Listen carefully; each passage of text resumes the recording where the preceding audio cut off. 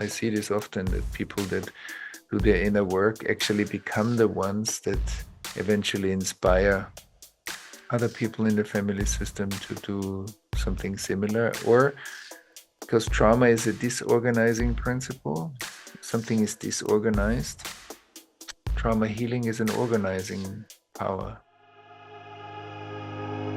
Welcome to Point of Relation with Thomas Hübl, a podcast that illuminates the path to collective healing at the intersection of science and mysticism.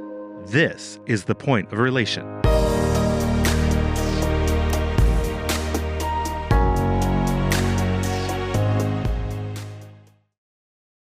Hello and welcome to Point of Relation. My name is Thomas Hübl, and today I want to invite you a little bit deeper into the conversation of digesting.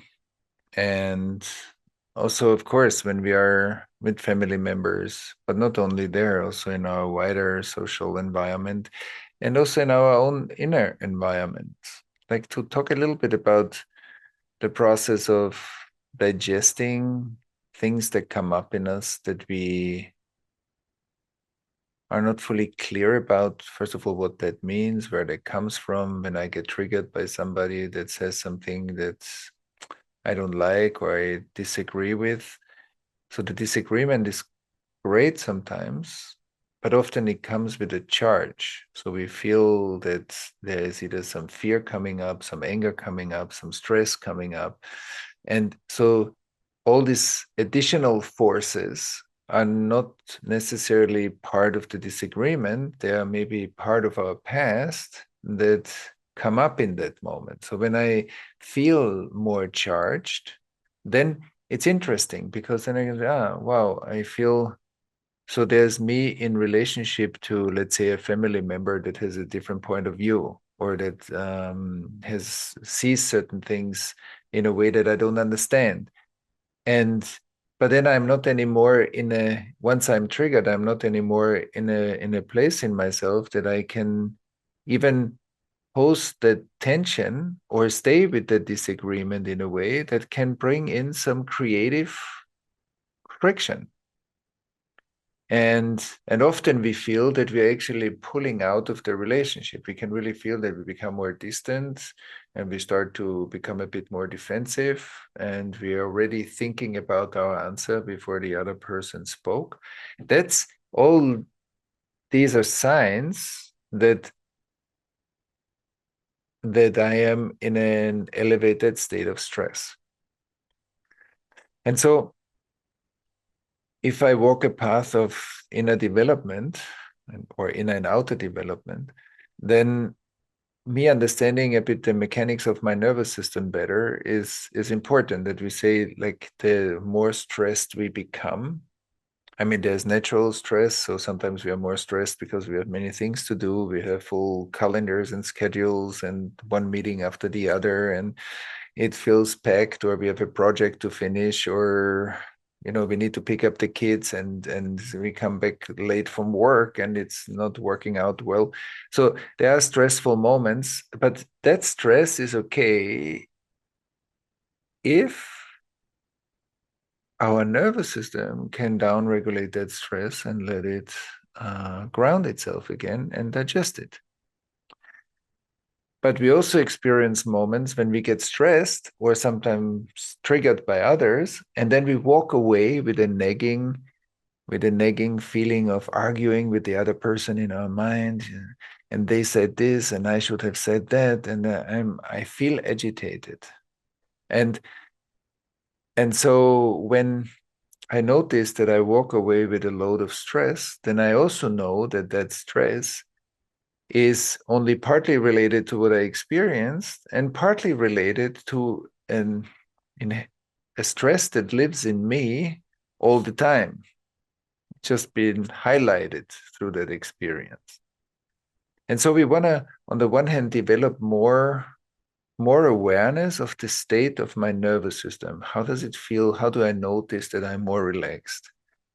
So when our stress level downregulates, we begin to feel ourselves more, like it feels more like I regain the richness of my body awareness. I feel my body more I feel that my breath is changing. My breath becomes deeper. I rest more in myself. I feel the ground more. I feel more connected to the soil. I feel more connected to the space that I am in or the people that are around me, which means my social engagement system opens up. My heart's more open. I'm more present. I can listen differently.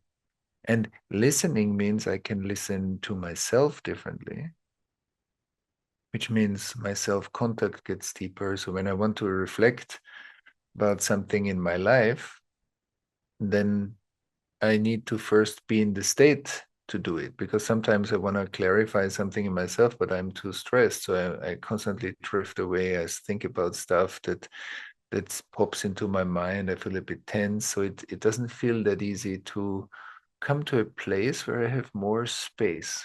So more relaxation creates more space. It's just, we slow down and we have more perspective. So I can look at experiences that I had in a different way and begin to find clarity what actually happened there. Here I got scared, here I was ashamed, here I got angry, here I was numb, or here grief came or whatever, and I needed to suppress it. And so I become more aware of my inner experience when I have space. And when my stress level escalates, we become more polarized, fight, flight.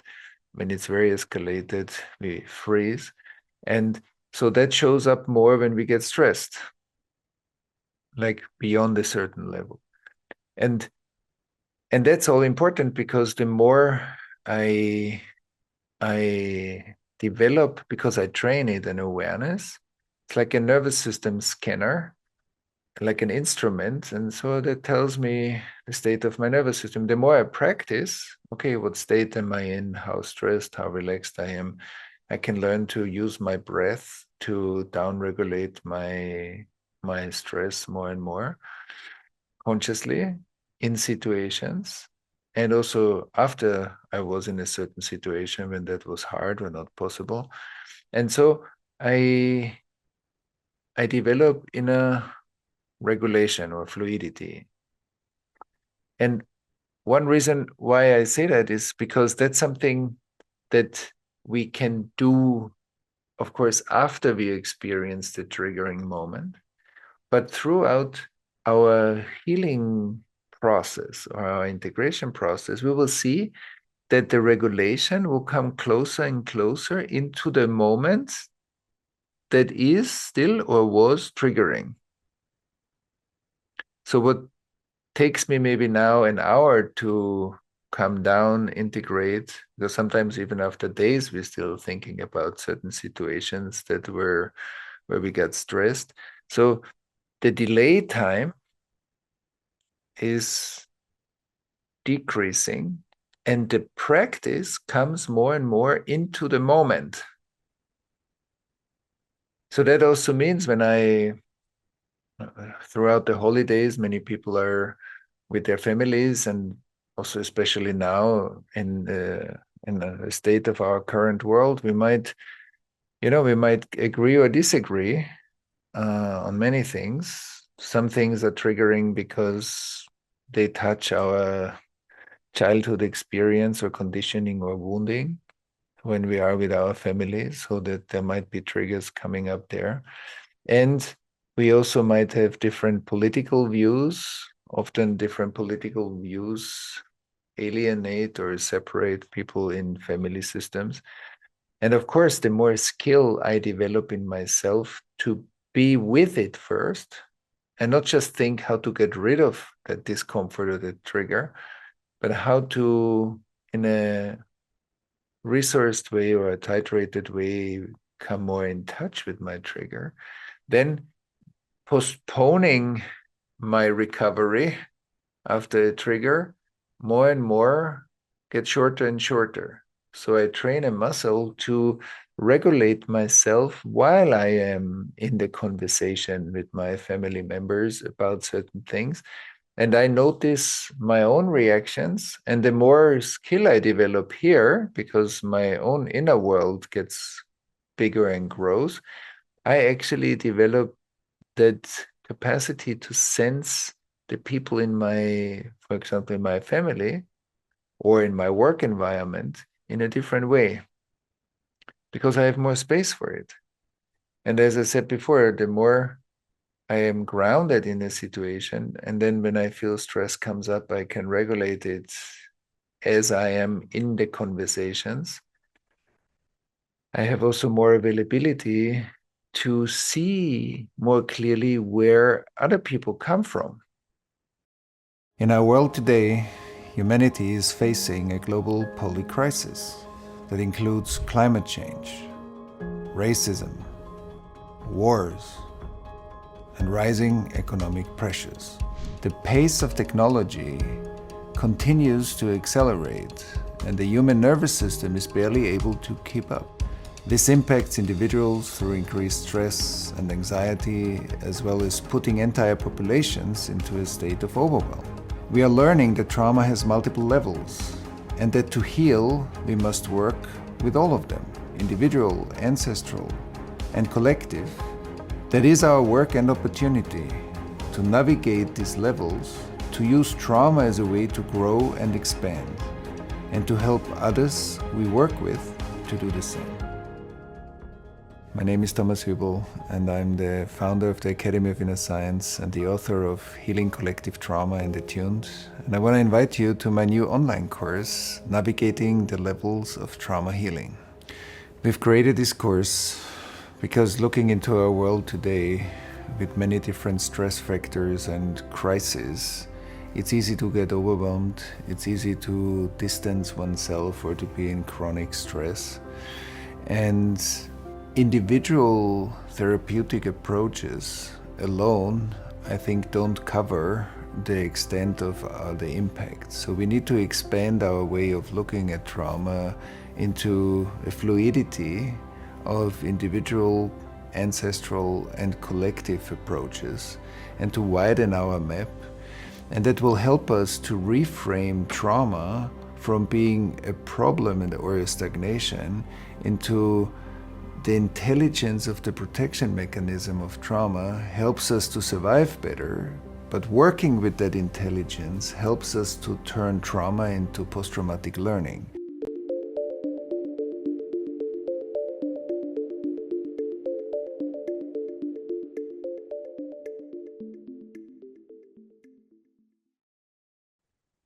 So with more space, we are also, when it's about triggering each other, we can maybe see more and more that many things are not that personal because many things come from people's triggers and past themselves. And we can be more fluid in receiving that without immediately reacting to it. And even if I feel reactive, but through my practice, I can host it more in myself, like let it be, not shut it down, let it be. And I'm willing to explore, oh, there's physical tension, there's maybe physical stress, then there are emotions. Then I notice how I fluctuate in and out of the relationship. Sometimes I feel much more withdrawn. Sometimes I feel much more connected to my environment. And then I pay attention to how I frame it, what my mind thinks. Because I might judge myself for like all the things that I said right now in many ways. Oh, I should be more present, I should be more able, I should be more clear, or I should step in more, or all the shoulds. Or I notice, because I notice these processes and because I become more curious, I can confirm in myself qualities. Like when I get afraid, I tell myself, yeah, I'm getting afraid now, and I'm saying yes to my fear. I'm getting angry. I say yes to my anger. I don't need to act it out immediately. I can I can feel it in my entire body, but I don't need to immediately act it out. And so the more space we create, it's a skill to stay more engaged in situations that maybe earlier in our life we either turned away from, or we became very reactive or maybe aggressive or passive aggressive. And I can bring more of my current experience into the conversation. And I think especially now when family wise, workplace wise, society wise, there is a lot of polarization that affects all these systems. And of course, in our family systems, a lot of our childhood conditioning or trauma will be activated because that's the place where it came into existence. So that's an amazing practice environment. And so if I frame certain challenging moments, not just as these are the bad moments that I don't want to have, but these are the moments when there is a potential growth and expansion. And I'm actually curious about developing a capacity to sit more in these moments, because in one way, we also, it's also like life becomes our teacher in that moment. And I don't need to stay in every moment that is uncomfortable. That's not at all what I'm saying. And especially when when there's a potential that we can get hurt. I'm more speaking about inner triggers, inner movements that come up when we experience what we experience. So sometimes it's really important to leave a situation because it's not healthy for us to be there. But that's different from, oh, there's a discomfort coming up and I judge that discomfort is negative and that's why I don't like you. So that I came to rest more in my discomfort and that this is my discomfort and there is you. And I can learn to differentiate those and work with that. And so the more we we learn to reflect, digest, and integrate. Reflect, become aware of, digest, be with experiences. Or, for example, there's some fear coming up when somebody says something, and I notice, oh, I'm getting afraid.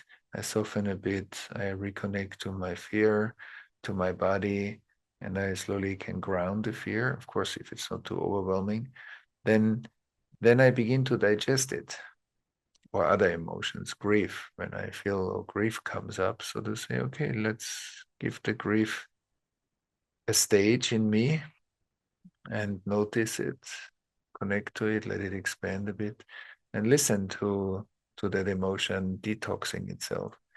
And often emotions initially get a bit stronger and then they start to fade out. And like that, my nervous system can digest the archaeological layer of my past. And so there is a skill building happening that sometimes is driven by, oh, I do this a bit, I want to develop because I want to get rid of that stuff, or I want to develop through that stuff. And that whatever comes up in a family system, because one person says something and the other person has an inner experience or an inner reactivity, it's not just that that's separate from the family system, they are interdependent, they belong to each other. And we spoke about that in the hope is in the future, the hope is in the agency. So it's also that what comes up in us when we see the political landscape, or what comes up in us when we see what's happening in the world or in the family system, is not separate from the outer experience, it's interdependent. And the more of us have a good practice, it's like a muscle we need to train to integrate stuff. First of all, we bring cause and effect. Something happens and there is an effect. We bring cause and effect closer. So we become more present. Cause and effect closer. We become more immediate. Cause and effect closer means I have a higher capacity to be with my inner process as it's happening. Not that then I need a long break to recover. And if I need that break to recover, it's okay. It's great because that's my state. Through healing and integration, we strengthen a muscle. And that muscle is very much kind of an ally of life, because the closer cause and effect come, the closer we are, or the more intimate we are with life. So when cause and effect become very close, there's an inherent feeling of closeness or intimacy with life. That's a very pro-life experience, power. And that is agency. So we are intimate with our agency when we are intimate with life, when we are in the experience, but not fully unconscious in the experience, but conscious of the experience. So there's space and there is sensation that is flowing. And as we said last time, the more we become curious and we are doing it because it's like inner work is like an art form. It's something that grows and matures and becomes more efficient also over time. And so that's a real human skill. I think that's a deep skill of our heart, of our humanity, to do that work, because the more we integrate our inner world, first of all, the more range we have to be in life, the more we are healing impulses where we come. Also in our family systems, I see this often, that people that do their inner work actually become the ones that eventually inspire other people in the family system to do something similar. Or because trauma is a disorganizing principle, something is disorganized. Trauma healing is an organizing power. So it begins to line up things, align things, bring things into a new order or into a new flow. And all of that is great, because that the more we practice it, the more we become that, the more we carry it wherever we are. And so it has a real added value. So we become an added value where we go, not because we do something, but because of who we are, our inner state. It's not doing, I'm doing integration. Integration is a function of a deeper capacity of being with. And I think, especially in this world where we see a lot of inability to be with and a lot of canyons between each other, like the capacity of being with, inclusion, and wisdom, because at the end of the day, being able to host a family member that before I needed to separate myself from, the more I do my inner work, I'll see that there is more and more a way to be with each other. And even if we disagree, we will be together in the disagreement and honor each other for the points, but we don't externalize and polarize. That's a different process. We can hold the tension between ourselves that we obviously face here, then we are not polarizing. Then we are aware of, okay, there is a tension, and we have the capacity. Our mature self has the capacity to host tension and not to reject it. Because when I reject it, I make you other. When I feel it, we are still in the same space.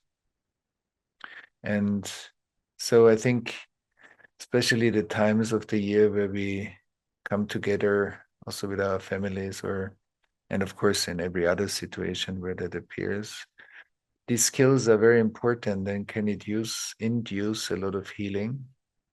And the same is also true for the more I drop into, I learn to downregulate my nervous system and become more spacious, more reflective. That's of course when we, around the new year, and if we have maybe a bit of time around the holidays, to sit in and as that reflective space and kind of review our year, maybe see all the things that happened, also some patterns that keep repeating themselves. Like it's an awareness process. Maybe I do some journaling. I want to explore a bit how, when I look at the river that came up to here, what happened? How did my year look like? What did I experience? And then I can write and be in that journal a bit, contemplate, let things arise, feel into, attune to. And the same I can do for the new year. So where do I feel my energy wants to go? What seems important? What are the values? What are the qualities? What are the projects? What do I want to develop more? Where do I feel my creativity? Maybe also what wants to be restored? What topics, themes do I want to deepen in myself? What wants to heal in myself? So if you have the possibility to take some time and space and do some kind of end of the year reflection and attunement to the new year, I think that's a very can be a very powerful process that can also bring a lot of insights and new inspirations. And so I wish you a beautiful time and also a beautiful practice, and to see what we spoke about as a skill building that is an art form and takes its time, not just a quick fix, but it's art that deepens and is beautiful and creates its beauty. So I wish you a beautiful time and see you next time. Thanks for listening to Point of Relation with Thomas Hübl. Stay connected and get updates about new episodes by visiting our website, pointofrelationpodcast.com, and by subscribing to the Thomas Hübl YouTube channel. If you enjoyed this video, please like it and share about us with your community on social media. Thank you. We appreciate your support.